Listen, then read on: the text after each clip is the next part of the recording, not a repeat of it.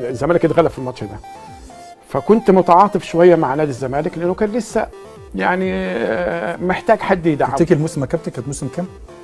كان موسم 2018 2019 2019.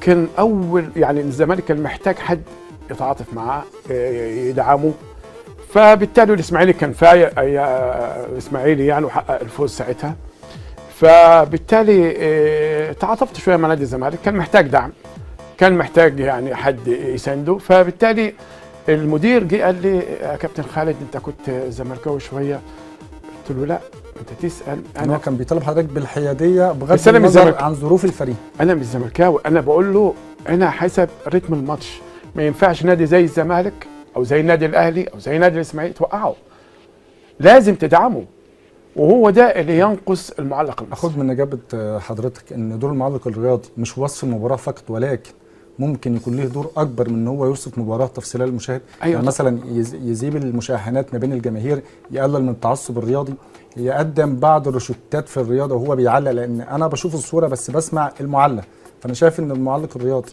هو دور مش وصف مباراه فقط وله ادوار ثانيه.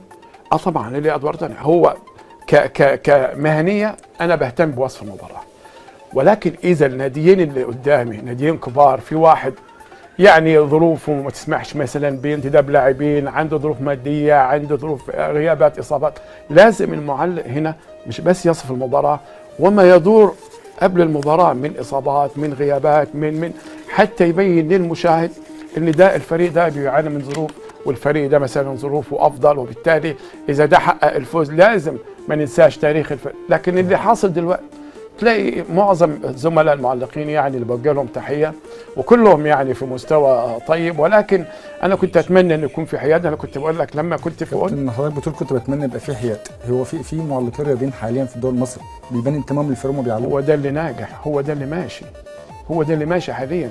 انا اعلق انتمي لفلان لنادي كذا سواء اهلي او زمالك، هو ده بتاخد شعبيه او تاخد جماهيريه تدعمك في ايه؟ لا ما هو هنا في مصر يعني ممكن تبقى مش محايد، انا معاك، لكن في كمان كلمات او افيهات ما تسمحش ان هي تقولها على الهواء. كابتن خالد، انتماء المعلق لفريق اولا بيخرج بره المهنيه خالص، ده اولا طبعا.